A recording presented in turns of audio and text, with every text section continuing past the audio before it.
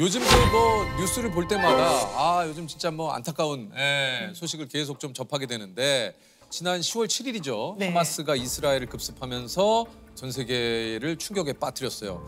팔레스타인 가자 지구를 통치하는 무장 정파 하마스가 이스라엘에 대규모 공격을 가했습니다. 가자 지구에서 날아온 로켓으로 최소 6명의 이스라엘 사람들이 목숨을 잃었고 이스라엘 남부에서는 팔레스타인 무장대원들이 민간인을 인질로 잡고 이스라엘군과 대치하고 있다고 현지 언론이 전했습니다. 이에 이스라엘은 전쟁으로 규정하고 전투기둥을 동원해 대대적인 보복 공격을 펼쳤습니다. 원래 이 팔레스타인 지역은 국가가 있고 그런 건 아니었어요. 그러니까 팔레스타인에서 살고 있는 사람들이 있었고 그게 한 80%면 유대인도 한 10% 정도 살고 그랬었거든요. 그러다가 사건이 벌어지죠. 네. 1차 세계대전. 맞습니다. 그리고서는 만약에 니네가 우리를 도와서 오스만 제국에 반란을 일으키면 나중에 전쟁이 끝나면 여기 아랍 제국 세우게 해주겠다. 근데 사실은 그때 영국이 사기를 치고 있던 거예요. 프랑스랑은 전쟁 끝나면 우리 둘이 나눠 먹자라고 얘기를 했어요. 네. 거의 같은 시기에. 그런데 전쟁이 끝나갈 때쯤에 당시 영국에서 이제 당시 외무장관이었던 벨푸어가 영국에 있는 유대인 공동체에게 이제 약속을 하는 거죠. 그렇죠. 너희가 여기 가서 살 수 있게끔 유대인 국가가 수립할 수 있게끔 지지를 해주겠다. 그러고 나서 이제 전쟁이 끝나니까 땅을 이제 조금씩 샀었던 곳에 유대인들이 오고 심각하게 문제가 생기기 시작을 한 게 이제 나치가 독일을 접수를 하면서 그러면서 대거 건너기 시작하는 거예요. 사람이 많아지니까 팔레스타인에 살던 사람들이 그때는 약간의 불만이 있었던 것이 갈등으로 증폭이 되고 전쟁이 끝난 다음에 영국이 골치가 아프잖아요. 그러니까 유엔한테 니네가 어떻게 알아서 해봐. 맞아요. 그러니까 유엔이 그걸 분할을 한 거예요. 거의 뭐 절반가량씩 이렇게 나눠주게 되는데 팔레스타인은 이제 굉장히 불만이 많았죠. 왜냐하면 인구로 봤을 때는 우리가 훨씬 많은데. 그리고선 1948년에 이스라엘은 이스라엘이라는 나라를 만들겠다라고 건국을 하게 해요. 된 거죠. 직후에 아랍 국가들이 연합을 해서 이스라엘을 침공을 하죠. 이스라엘이 점점 땅을 더 넓혀가요. 전쟁의 결과로. 그래서 지금 같은 이제 상황에 이르렀고. 근데 마음에 안 들죠. 팔레스타인 사는 사람들이나 아랍권 사람들은. 그렇겠죠. 사실은 굉장히 해묵은 갈등이에요. 그러니까요. 네. 이 역사적으로 봐도 사실 지금 말씀하신 대로 이걸 압축해서 거네요. 지금 얘기를 하시는데도 지금 질문 하나 드렸잖아요. 근데 김지훈 박사님이 지금 얘기하신 대로 이게 워낙에 역사적으로 이 얘기를 해 주셔야 우리가 이해를 할 수 있는 거예요. 그렇죠. 네, 그래서 그렇죠. 그냥 무리해서 했습니다. 편집은 알아서도 하시더라고요.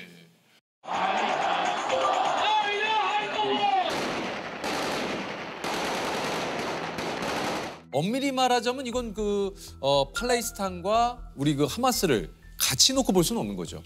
그래서 외국 언론에서는 이스라엘 하마스 전쟁이라고 얘기를 해요. 네. 왜냐면은 지금 팔레스타인 사람들이 살고 있는 지역을 보면은 지금 이제 전쟁이나 폭격이 이루어지고 있는 곳은 가자 지구라서 약간 이제 서남쪽이죠. 맞아요. 이스라엘에. 그리고 서안 지구라는 곳이 또 있어요. 지금 이제 서안 지구 쪽은 그래서 이 팔레스타인 자치정부가 지금 통치를 하고 있고 가자 지구를 지금 통치를 하는 것이 바로 이 하마스라는 하마스죠. 사실은 서안 쪽이 아니라 이제 가자 지구의 하마스하고 하고 있는 거죠. 이게 좀 하마스에 대해서 좀 설명을 또 해주셔야 될 것 같아요. 이게 뭐 얘기를 들으면 또 계속해서 이게 꼬리를 물고 서안 쪽에 있는 팔레스타인 자치정부하고 하마스의 가장 큰 차이라고 본다면은 서안 지구 쪽은 그래도 이스라엘과의 어떤 공존 이런 거를 얘기를 한다면 하마스는 이 땅 안에서는 이스라엘은 없어야 된다. 그러니까 쫓아내고 여기는 예전처럼 우리가 이슬람 국가를 만들어야 된다. 이게 굉장히 큰 차이라고 할 수 있죠. 그러니까 공존할 수가 없어요. 그러네요. 그래서 사실은 이제 무장투쟁도 굉장히 많이 했고 등장하고 나서 테러라고도 우리가 보통 얘기하는 그런 행동들을 많이 했죠. 이게 이제 하마스가 통치하는 가자 지구는 지붕 없는 감옥이다. 네. 이렇게 좀 불릴 정도라고 하던데요. 하마스는 우리는 여전히 이스라엘을 인정하지 않고 무장투쟁을 멈추지 않겠다 하니까 서구에서 무슨 원조라든지 이런 것도 이제 중단을 하고 그리고서는 이제 2007년부터는 거기를 사실상 봉쇄를 했죠, 이스라엘이. 그 거대한 장벽을 세우게 되죠. 일단 물량이 너무 많은 것도 있고 그렇죠. 그리고 실질적으로 이번에 첫 번에 기습 공격을 했을 때 정말 많은 사상자가 나왔던 거는 미사일 공격이라기보다 패러글라이딩 타고 오고 불도저 밀고 오고 그런 민간인 마을에 가서 학살당한 사람들이 되게 많았어요. 아, 정말 너무 네. 가슴이 예, 아팠습니다.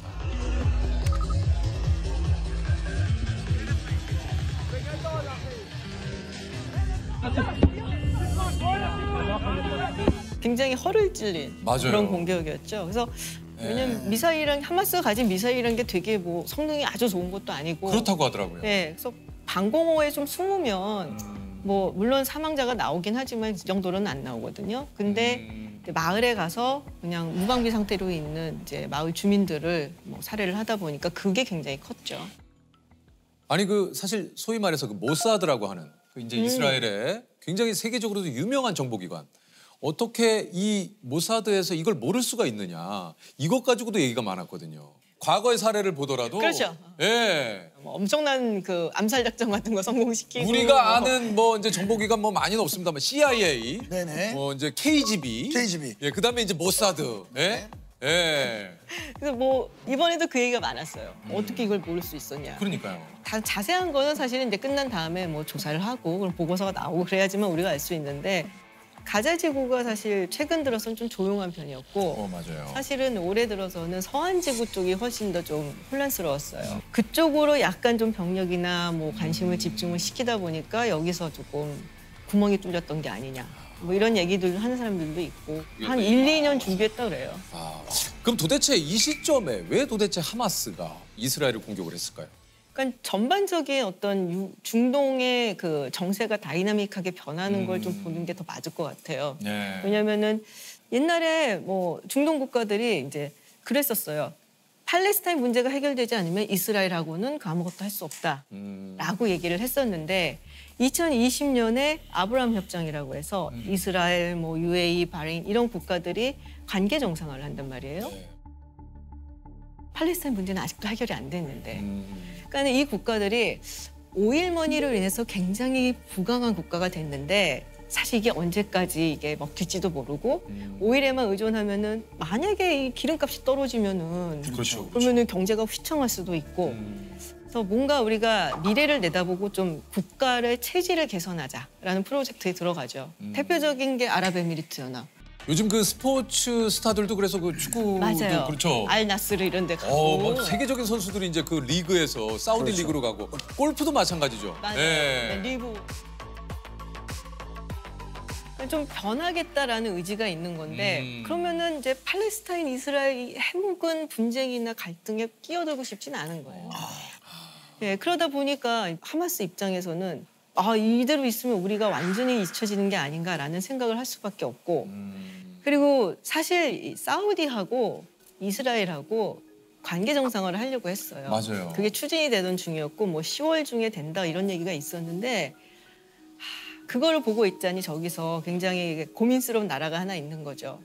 이란이라고. 이란이죠. 네. 예.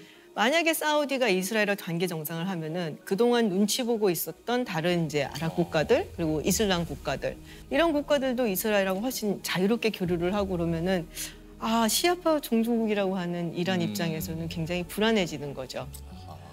그래서 그런 의미에서 많은 뇌피셜들이 이란이 뒤에 있는 게 아니냐라는 맞아요. 이야기들을 하고 그런 있는 얘기도 거죠. 하시더라고요. 이게 복잡하구만요, 이거. 복잡해요. 야, 이게 지금 뭐 박사님이 나와서 얘기를 해주시는데도 복잡해요. 어쨌든 이게 이제 지상전이 개시가 된다. 군인들이 가장 무서워하는 게 사실 시가전이거든요. 왜냐면은 그냥 이게 뚱뚱 때려 부시고 전장터에서 만나면 다 적이니까 이제 싸우는데 시가전은 저 뒤에 누가 있을지 몰라요. 그리고 민간인과 그리고 하마스를 어떻게 구분하기가 힘들죠. 네, 구분을 못하죠. 네. 그래서 예전에 이라크 전쟁에 이제 참전을 했었던 미군이 뭐 인터뷰를 한 내용을 보면 이렇게 문을 하나 열 때마다 온몸에 소름이 돋는 것 같았다. 저 문 뒤에 누가 있을지 모르니까. 그만큼 두렵고. 이스라엘군은 공습을 지속해 지금까지 땅굴 400여 개를 폭파했다고 밝혔습니다. 그 가자 지구에 하마스가 파놓은 땅굴이 네. 뭐 거의 400에서 500km 정도 된다고 얘기를. 원래 옛날부터 거기를 통해서 이제 뭐 음식물도 뭐 생필품도 맞아요. 하고 그리고 뭐 군수물자 같은 것도 예. 거기를 통해서 하고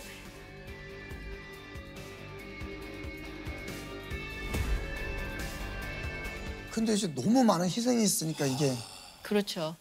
그러니까는 민간인 피해가 지금 계속 급증하고 있고 사실 그게 제일 마음이 네. 아파요. 그죠. 예. 근데 문제는 그게 그렇게 큰 문제가 아닌 경우도 많아요. 그러니까는 항상 이제 이스라엘이 보복 공격을 하면은 민간인들이 너무 많이 다치죠. 맞아요. 너무 많이 다쳐. 근데 이 하마스의 본부라든지 자기들의 뭐 작전 뭐 지휘관들이 있는데 이런 거를 병원이나 학교나 이런 근처에다 해.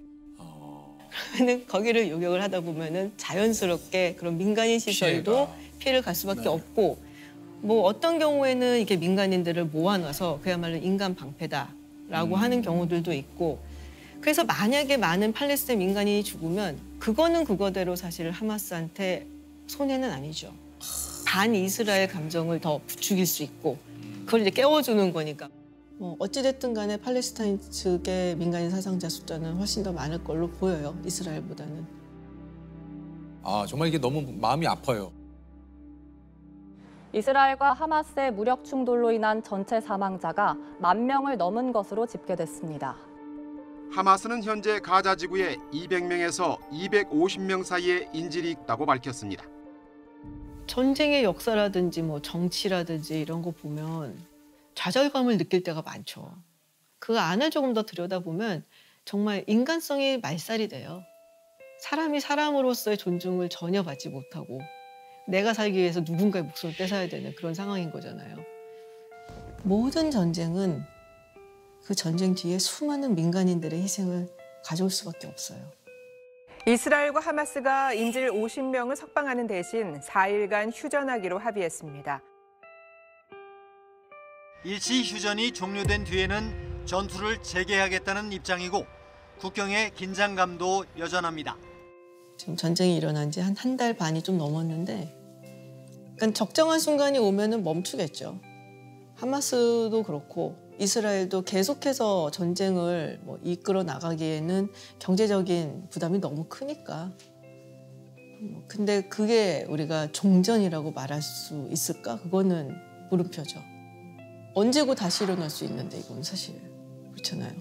근데 또 인류 역사를 보면 해결 방법이 없어 보여도 이제 기적적으로 방법을 이끌어내는 경우도 있거든요. 그래서 우리가 더 이상 전망하고 예측하고 분석할 필요 없게 빨리 전쟁이 끝났으면 좋겠다. 그 마음을 갖고 있습니다. 아니 그 사실 이제 우리 박사님은 소위 이제 미국 통으로 좀 많이 알려져 있어요. 그러게요. 네. 그죠. 이게 얼마 전에 이제 바이든 대통령이 대국민 연설에서 미국 국가 안보를 위해서 이스라엘과 우크라이나에 대규모 자금을 지원하겠다. 근데 그 금액이 142조 원. 네. 와. 미국은 국방비에 1,000조를 씁니다. 그래서 이제 천조국이다 얘기를 하죠. 국방비에 1,000조. 와. 이게 비행기가 한 번 뜨는데도 1시간당 몇 천만 원의 돈이. 그렇다고 하더라고요. 그 한 척을 움직이는 데 드는 돈이 그 비용이 어마어마하대요. 어마어마하다. 그러니까 천조국이라는 얘기를. 네. 혼자 움직이지 않잖아요. 좀 다 같이 가잖아요. 이 구축함, 잠수함, 뭐 또 예, 와. 미국은 어떤 나라일까요? 이게 참 질문이 좀 그럴 수도 있습니다만. 미국은 되게 독특한 나라예요. 일단은 정치 시스템에서 봤어도 우리는 이제 바이든 대통령 맨날 나오니까 뭐 미국의 짱은 바이든 뭐 이렇게 생각을 하지만 실제 미국 정치의 중심은 의회예요. 네, 미국 헌법에 보면은 가장 먼저 나오는 게 의회에 관한 거예요. 왜냐면 가장 중요한 거니까. 그리고 제가 되게 흥미롭다라고 여겼던 게 The United States of America라고 하잖아요. 이게 단수일까요? 복수일까요? 미합중국이라고 우리가 예, 얘기를 저는 하지 않습니까? 복수로. 복수. The United States of America. 네, 스테이츠 그러니까. 한 네티즌이 인터넷에서 예전부터 있었던 뭐 미국의 그 The United States of America라는 구절이 나오는 이제 뭐 책이라든지 뭐 잡지라든지 신문 이런 거를 다 보고서 단순가 복순가를 따져본 거예요. 초반에 미국이 건국하고서는 복수를 많이 썼어요. 그러니까 그만큼 연합국 비슷한 느낌이 강하지 않았을까라고 우리가 추론을 해볼 수가 있죠. 근데 이게 어느 순간 뒤집혀요. 그래서 지금은 단수로 쓰여요. 근데 이게 뒤집히는 순간이 언제일까요? 언제입니까? 남북전쟁 이후. 그것뿐이 아니고 사실 이 노예제 때문에 남부의 11개 주가 연방에서 나가겠다 해서 그걸 막으면서 일어난 거거든요. 그래서 그걸 통해서 결국 미국이란 나라가 진정한 하나의 국가가 됐다라고 얘기를 해요. 그래서 되게 흥미로운 건 세계에서 가장 애국심이 강한 국민들이 미국 사람들이에요. 정말 많은 민족, 정말 많은 인종이 왔지만 나는 아메리칸이야 라는 그 자부심 하나로 이제 자기의 국가를 그렇게 사랑한다고 얘기를 하거든요. 그래서 그걸 보면서 우리가 보이지 않는 어떤 가치를 위해서는 목숨까지도 던질 수 있는 게 아닐까라는 생각을 해요.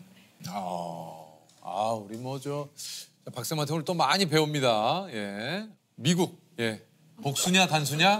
딴 데 가서 또 얘기해봐야죠 우리가. 단수다. 예, 남북전쟁부터 얘기해가지고 하나가 됐다. 뭐 이러면서 이제 얘기를. 그 직업병 같은 것도 좀 있으신가요? 가르치려고 들죠. 본의 아니게. 본의 아니게. 올 초에 여행을 갔거든요. 아이들하고 영국 여행을 갔는데 런던하고 이제 에딘버러로 가고. 런던 가서 요새 이제 전시회 하고 있는 내셔널 갤러리. 그거를 갔어요. 내셔널 갤러리 워낙 좋아하니까. 근데 작품을 보면은 설명을 해야겠는 거예요. 그래서 그 터너라는 정말 국민화가 영국의 그 국민화가의 아주 유명한 그림이 있어요. 테메레르의 마지막 항해라고. 근데 그 그림을 보고 이제 설명을 해주는 거죠.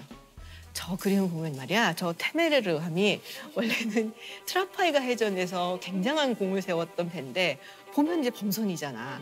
그런데 저 앞에 보면 예인선이 등기기관이야. 저것이 사실은 산업혁명을 얘기하는 거예요. 조셉이 지금 죄송해요. 아니. 나왔네 지금. 듣고 있어요. 반응이 좀 어땠습니까? 저희 첫째는 이제 딴 데 가고 저희 둘째는 역사를 좋아해서 이제 보더라고 들으면서. 이게 지금 들으면은 막 박사님 얘기해 주시면 너무 좋잖아요. 근데 사실 그때는 내 관심사가 아니기 때문에. 지금은 재밌더라고요. 그래서 전 너무 행복해요. 아직도 모르는 게 너무 많으니까 다 알면 재미없잖아. 맞아요. 사실 모르는 게 너무 많아요. 조셉이 진짜 좋겠다. 난 모르는 게 너무 많아요. 행복한 사람이야. 책도 거의 읽은 게 없어요. 얼마나 읽을 게 많아요. 앞으로 알 게 얼마나 많아요. 예. 좋겠다. 근데 그러면 이쯤에서 하나만 좀. 예, 말씀하시죠. 우리가 그래도 국제 정세를 알아야 되는 이유가 뭡니까? 그래도 왜 우리가 이야기할 때 좋아요. 이걸 왜 우리가 알아야 하는가? 제가 항상 어디 가서 이런 얘기를 해요. 그러니까 한국이 강대국이라고 생각을 하는지. 그러면 대부분의 사람들이 우리는 아직 강대국은 아니다 이렇게 얘기들을 하세요. 근데 한국이 경제력으로 지금 세계 11위 정도를 하고 있고요. 그리고 군사력도 뭐 객관적인 지표로 봤을 때 10위 안에는 들어요. 맞아요. 네. 인구도 5천만 명이죠. 네. 그래서 한국은 나름 강대국이에요. 제 생각에는. 진짜 그런 것 같아요. 네. 네. 근데 강대국은 강대국으로서의 어떤 책임이 있어요.